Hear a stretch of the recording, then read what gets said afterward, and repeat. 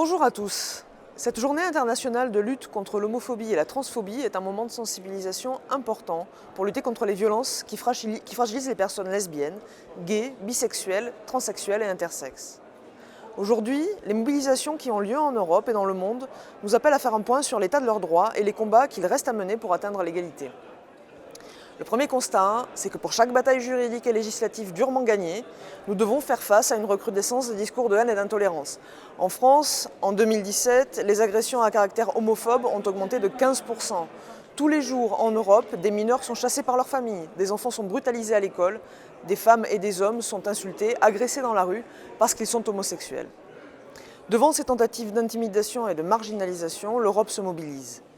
Malgré l'opposition d'une partie d'élus, dont certains se disent pourtant humanistes, le Parlement européen a voté le 1er mars dernier un texte appelant les États membres à interdire les thérapies de conversion. Les thérapies de conversion, ce sont ces pratiques dangereuses qui prétendent changer l'orientation sexuelle d'une personne par des moyens coercitifs, moyens qui vont de l'injection massive d'hormones jusqu'aux électrochocs. Ces thérapies sont tolérées dans la majorité des États de l'Union européenne, y compris en France. Or, elles mettent gravement en péril l'intégrité physique et mentale de ceux qui les subissent. Il est donc primordial que les États en finissent avec ces pratiques attentatoires à la dignité humaine. Sur le plan du droit, la bataille continue pour lutter contre les violences et les discriminations, mais aussi pour humaniser les procédures de changement de sexe ou encore pour faciliter la reconnaissance et la protection des familles homoparentales. Au niveau international, le devenir des personnes LGBTI est de mieux en mieux intégré aux enjeux de respect des droits et de la dignité humaine. Mais si nous observons un recul des lois qui criminalisent les relations homosexuelles, les persécutions et les stigmatisations continuent de faire des ravages. En 2017, 72 États réprimaient officiellement les comportements homosexuels, allant de l'amende à l'emprisonnement et, pour 13 d'entre eux, la peine de mort.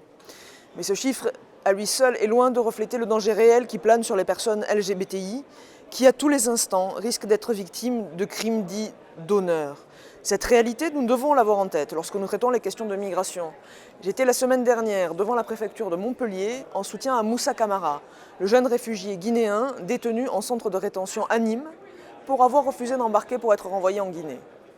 Au regard de son orientation sexuelle, le forcer à retourner dans son pays, c'est le condamner.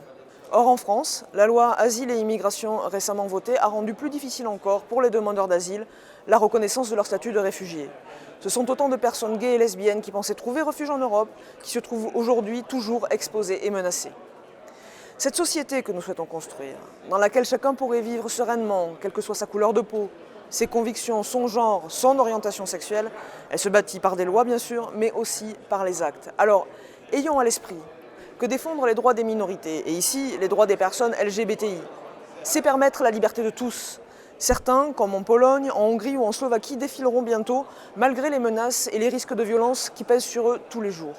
Dans les jours et mois qui viennent, des marches des fiertés auront lieu partout en Europe, alors n'hésitons pas à rejoindre leur cortège.